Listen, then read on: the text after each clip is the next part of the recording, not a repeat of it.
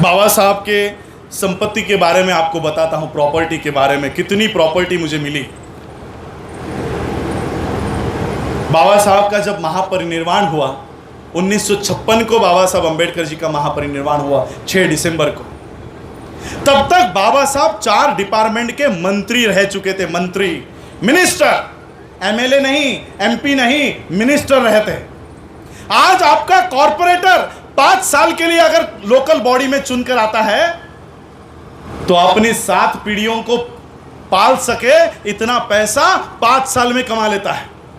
तो सोचो, बाबा साहब तो 4 डिपार्टमेंट के मिनिस्टर थे, बाबा साहब ने कितने पैसे लिए होंगे। जब बाबा साहब का महापरिनिर्वाण हुआ, कुछ पेपर्स मुझे मिले, उसमें बाबा साहब का एक सेविंग बैंक अकाउंट मुझे मिला, ग्रीनलेस नाम का बैंक अकाउंट, मुंबई का बैंक अकाउंट, उसमें 15,000 रुपए थे। 15,000 कितने? 15,000। 4 डिपार्टमेंट के मिनिस्टर रह चुके हैं डॉक्टर बाबा साहब अंबेडकर जी की संपत्ति क्या? तो 15,000 रुपए। तो बाबा साहब की प्रॉपर्टी क्या है? कहां गए बाबा साहब के पैसे? कितने रुपए कमाए थे बाबा साहब ने? आज उसका ब्यौरा मैं आपको देना चाहता हूं। ये जो मंच पर बैठे हैं ना, इसमें कोई डॉक्टर होगा, कोई लॉयर होगा, आप में से कोई इंजीनियर होगा, प्रोफेसर होगा। यह है बाबा साहब की कमाई, यह है बाबा साहब की प्रॉपर्टी। आज मैं एमबीए हुआ, पूरे देश विदेश में घूमता हूं, यह कमाया है बाबा साहब ने, यह प्रॉपर्टी है बाबा साहब की। मैं आप लोगों को कहना चाहता हूं, देखो, बाबा साहब ने एक वाक्य कहा था, एक सेंटेंस कहा था कि जिस समाज में 10 डॉक्टर, 20 इंजीनियर और 30 वकील हो, उस समाज पे कोई भी आंख नहीं उठा सकता। क्या बाबा साहब का ये सेंटेंस गलत है? आज हमारे पास 10 डॉक्टर नहीं है, 10 लाख डॉक्टर है। 20 इंजीनियर नहीं, 20 लाख इंजीनियर होंगे, 30 लाख वकील होंगे, लेकिन हमारे ऊपर अन्याय अत्याचार बंद नहीं हुए, कम नहीं हुए। बाबा साहब का सेंटेंस गलत नहीं है। बाबा साहब ने कहा 10 वकील निर्माण करो, लेकिन समाज के होने चाहिए। हमारे पास वकील है, कौन से है पता है? एफिडेविट करने वाले, डिवोर्स करवाने वाले, 395 लड़ाने वाले, 141 लड़ाने वाले, ये वकील हमारे पास है। समाज के वकील कहां है? सिर्फ 10 वकील दे दो मुझे समाज से। हमारे बच्चे जो आज जेल में गए हैं, किसी के पास पैसे देने की जरूरत नहीं है। ये 10 वकील हमारे भारत के बच्चों का केस लड़ेंगे। 10 वकील दे दो। हमारा बच्चा कहीं पर भी बीमार हो गया, हमारे डॉक्टर उसका फ्री में इलाज कराएंगे। हमारे बच्चे ऑक्सीजन नहीं मिल रहा, इसलिए 70 बच्चे मार दिए। बिहार में पिछले 2 महीने पहले जितने भी बच्चे मरे हैं वो सब हमारे। भात भात करते करते झारखंड की हमारी बच्ची मर गई, लेकिन उसको भात नहीं मिला। क्यों? नरेंद्र मोदी ने कानून लाया, जब तक आधार कार्ड राशन कार्ड से नहीं जोड़ोगे राशन नहीं मिलेगा। वो बच्ची मर गई, किसी ने राशन नहीं दिया। देखो, इसलिए मैं आप लोगों को कहना चाहता हूं, मैं भी इस आंदोलन के लिए तैयार नहीं था। अगर मैं बाबा साहब की किताबों को नहीं पढ़ता, 2003 का मैं ग्रेजुएट हूं, 2008 का मैं एमबीए का डिस्टिंक्शन पास आउट हूं। जब ये सारी पढ़ाई कर ली, मेरे पिताजी हमेशा मुझे कहते थे तुझे नौकरी नहीं करनी है। मैं कहता था नहीं, मुझे बड़ी नौकरी करनी है। हमारी आर्थिक हालात अच्छी नहीं है, अगर हमको आर्थिक हालात सुधारनी है तो अच्छी नौकरी करनी चाहिए।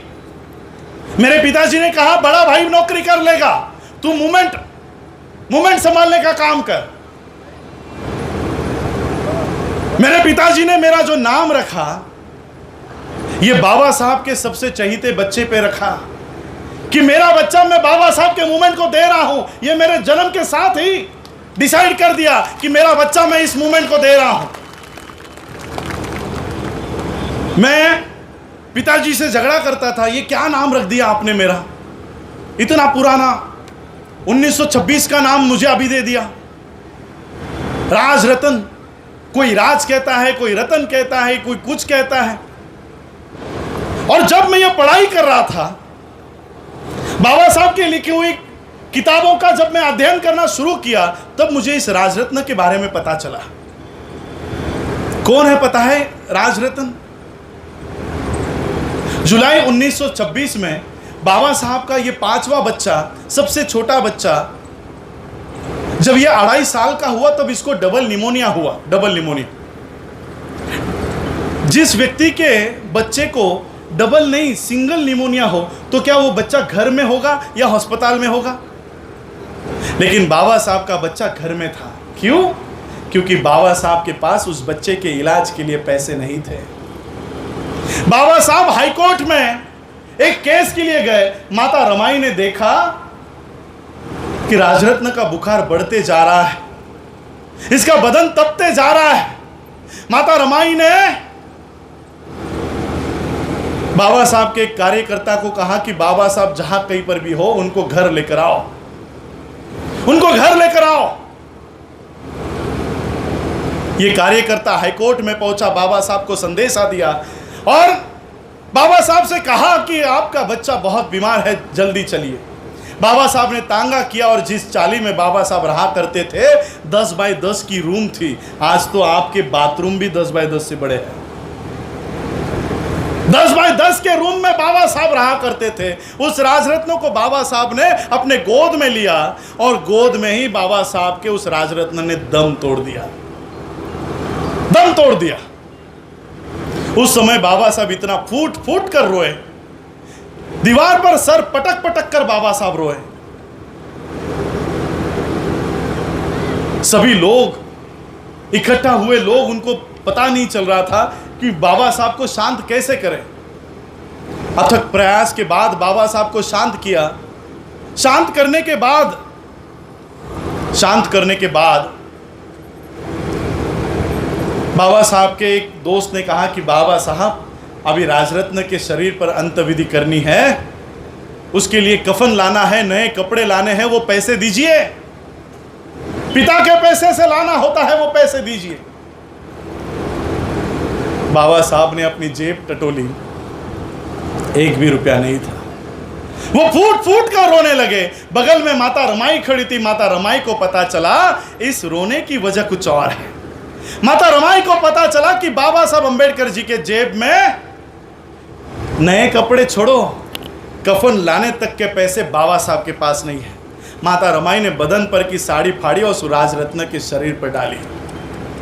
बाबा साहब उस राजरत्न के लिए लिखते हैं कि अभी अभी ये चलने के लिए लगा था, अभी अभी ये दौड़ने लगा था, और जब मैं इसे बात करता था तब कहता था कि तू मेरा शेर है, तू मेरा शेर है, और बड़ा होने के बाद तुझे मेरे अधूरे रहे हुए काम तुझे पूरा करना है।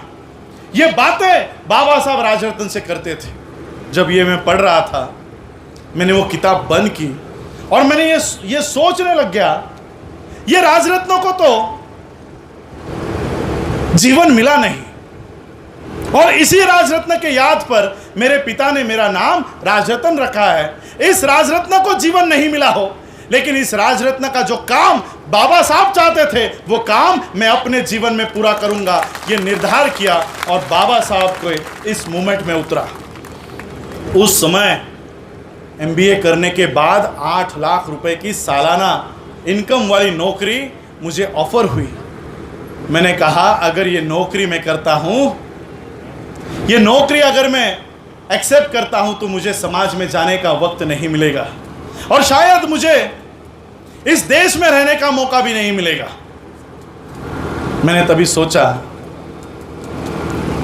बाबा साहब के परिवार में जन्म लेने के बाद अगर मैं मेरा जीवन अपने बीवी और बच्चों तक ही सीमित रखता हूं तो मेरा बाबा साहब के परिवार में जन्म लेना ये व्यर्थ है। मुझे मेरा जीवन मेरे बीवी बच्चों तक और मेरा शिक्षण मेरे बीवी बच्चों तक सीमित नहीं रखना। मेरी शिक्षा जो बाबा साहब के वजह से मिली है, यह शिक्षा का उपयोग मैं मेरे समाज के लिए करूंगा, और तब से मैं इस समाज में ये काम कर रहा हूं और जो मूवमेंट बाबा साहब ने खड़ी की है उसको खड़ा करने का काम करता हूं।